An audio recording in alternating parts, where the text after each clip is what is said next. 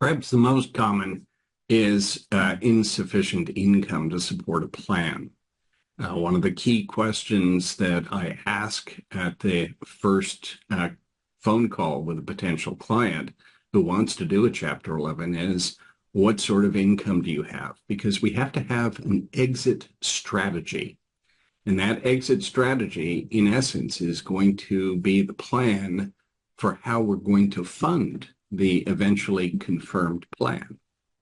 Now, sometimes there's been a change. So frequently I will ask, well, what's changed? If you haven't been able to service these debts prior to filing the petition, what has changed that's going to enable you to be able to service the debts post-petition?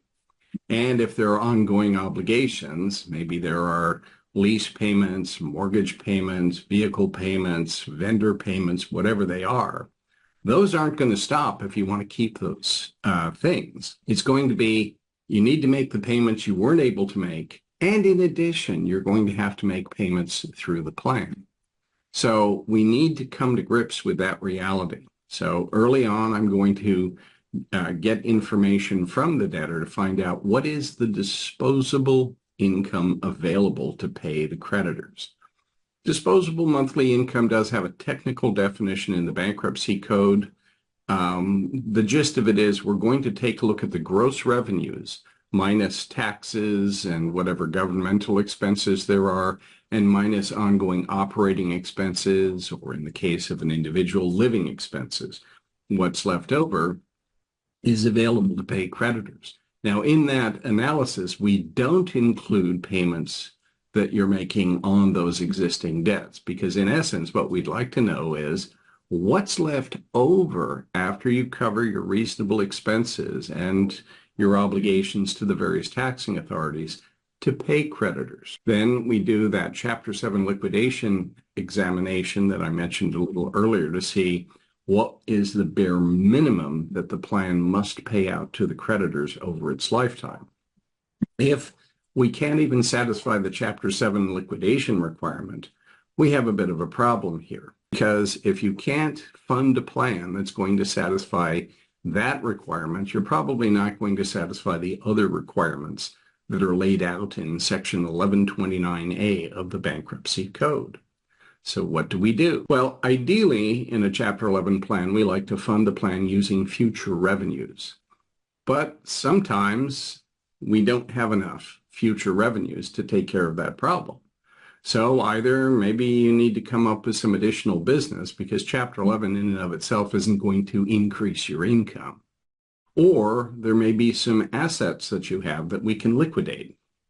So there can be what's referred to as a partial liquidating plan, where you have some valuable assets that you can live without and still continue to conduct the business or still continue to run your life, and we can sell them as part of the Chapter 11 case. And that may be enough to make up the shortfall to at least satisfy that Chapter 7 liquidation requirement. Now, you don't get to just sell those assets on the side. Once you file that bankruptcy petition, then everything comes under the authority of the bankruptcy court. So if you want to sell a valuable asset as a way to partially fund the plan, we have to get the judge's permission, and we have to advertise the asset for sale, and there will be an auction in the bankruptcy court before the judge. And sometimes these really get to be quite lively. I've been at some of these auctions where the bidding goes sort of wild. But in any event, that's another way that we can take care of a common problem in Chapter 11, and that is, how do we fund the plan? Now, there is another thing that comes up that's sort of bundled in that as well. Let's say you start the plan, the judge confirms it, you're making the payments, and some catastrophic event takes place that thwarts your ability to make any more of those payments. Well, at that point, we can ask the judge to modify the plan and create, in essence, a new plan. Now, with that sort of scenario, it is the same as creating a new plan. You can't just file a motion, judge looks at it and says, that's a go. We have to go through the whole process of proposing this new plan to the court And then the judge has to approve the disclosure statement and tells us to send out the disclosure statement, plan, and ballots, and the creditors have to vote again. So it's a big deal. But if you still, even with this catastrophic change, have the resources to fund a confirmable plan, that's another direction we can go. And sometimes the catastrophe is so great that we simply can't continue in the Chapter 11. In that case, we might consider either dismissing the case or converting to Chapter 7. But dismissal isn't so easy because you have to convince the judge that it is in the best interest of the creditors to do what you're proposing. So the creditors' interests are still very much a part of the program, whether it's coming up with a plan and making the plan work by making the plan payments, or converting to Chapter 7 or dismissing the case. In the background, there are statutory provisions that say the real thrust is what's in the best interests of the creditors. And you might think as the debtor, well, wait a minute, aren't my interests important? They are important, but they're of secondary importance. Of primary importance is taking care of the creditors.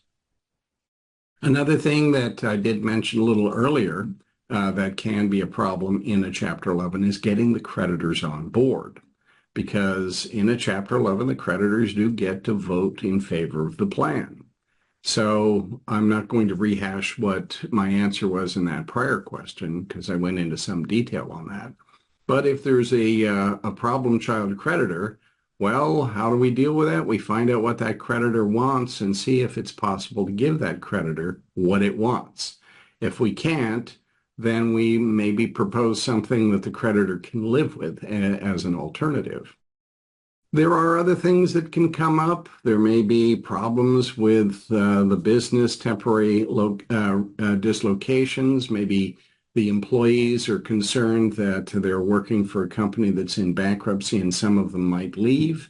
And we need to get new employees coming on in. And whenever you're making a significant financial move in a Chapter 11, you have to get the judge's permission.